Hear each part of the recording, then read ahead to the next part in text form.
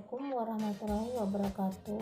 Perkenalkan, nama saya Lisna Dewi dengan NIM 17650-127. Di sini saya akan menjelaskan tentang materi yang berjudul proposal. Sebuah proposal mempunyai tiga kegunaan, yaitu pertama, berisi perkiraan tim proyek mulai dari biaya proyek sampai dengan tanggal pengiriman proyek. Kedua, untuk proyek eksternal, dokumen hukum formal menunjukkan outline tim proyek untuk memberikan pelayanan yang diperlukan.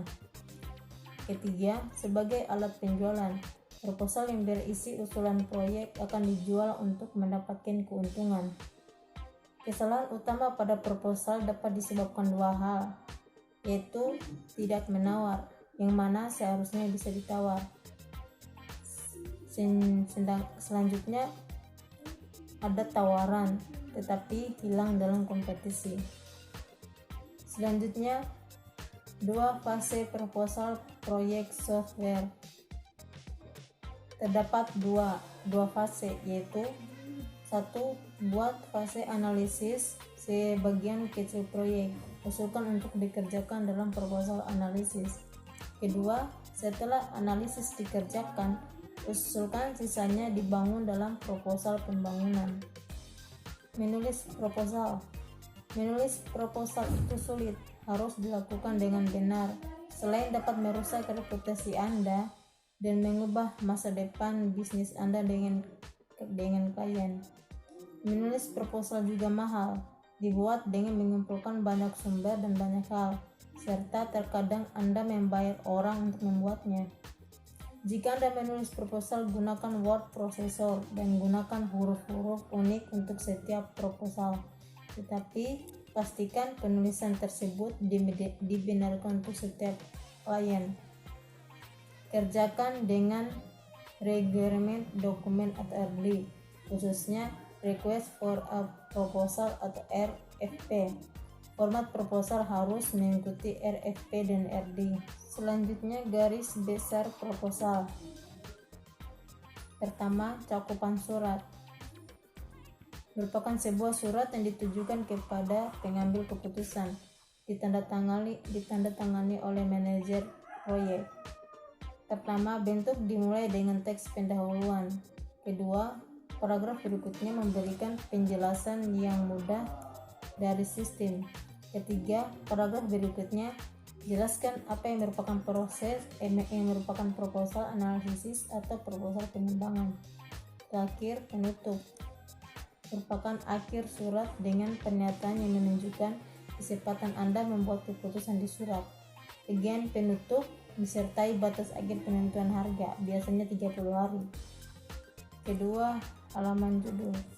Halaman ini berisi proposal, judul dari sistem, pembuat, tanggal, nomor revisi, logo perusahaan, dan sebagainya.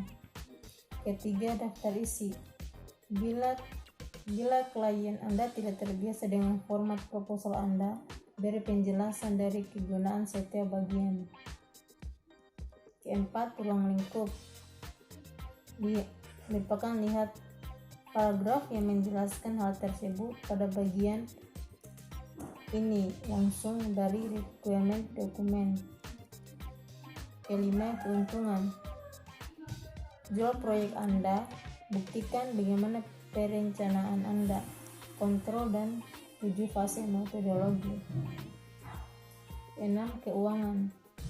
Buat harga total dan tanggal pengiriman bila termaksud hardware, rinci harga hardware dan sistem operasinya. Ketujuh, rencana.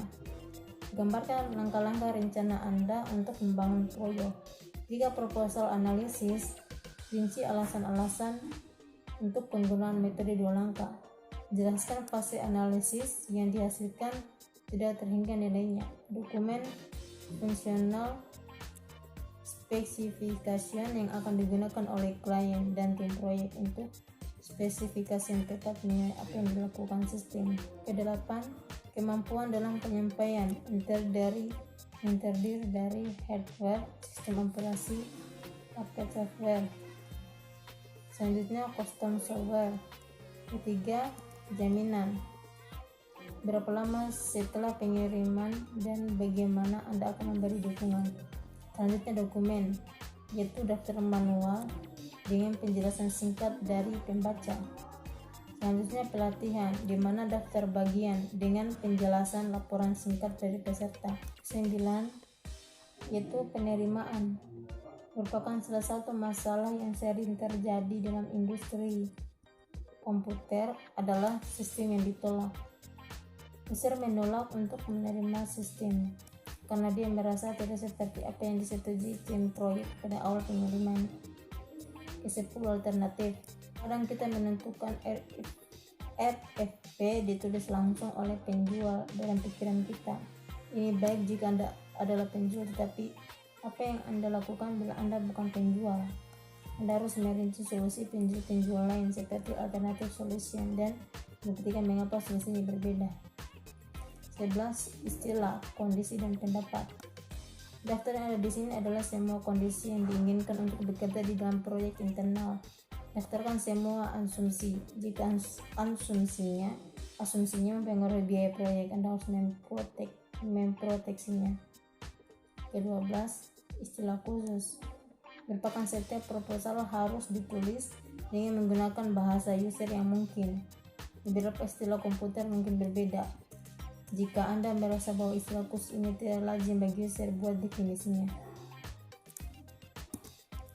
Selanjutnya, proposal informal. Proposal tidak harus dibuat di ruang rapat. Proposal tersebut dapat dibuat menjadi informal melalui telepon, tempat latihan golf, bahkan di bar. Presentasi proposal secara formal dilakukan di ruang rapat akan selalu membutuhkan tempat, tapi user sudah siap mengetahui hal-hal utama apa yang akan dikemukakan. Selanjutnya, persetujuan proposal internal. Ada aturan di DSC Software di Service menyatakan bahwa proposal tidak dapat keluar sebelum mendapat persetujuan dari manajemen tingkat tinggi. Persetujuan manajemen tingkat tinggi berhubungan dengan sejumlah hal yang diusulkan. Peraturan ini untuk menghindari hal-hal yang tidak diinginkan. Selanjutnya, presentasi proposal. Selalu siapkan presentasi. Siapkan dan buatlah jadwal semua peralatan dibutuhkan seperti transparansi, proyektor, layar, sebuah terminal, dan modem untuk berhubungan ke dalam sistem yang mirip dengan yang Anda usulkan. Buatlah presentasi di dalam ruangan yang tepat menurut Anda, di mana menurut pandangan user akan lebih dapat diterima. Langkah-langkah presentasi.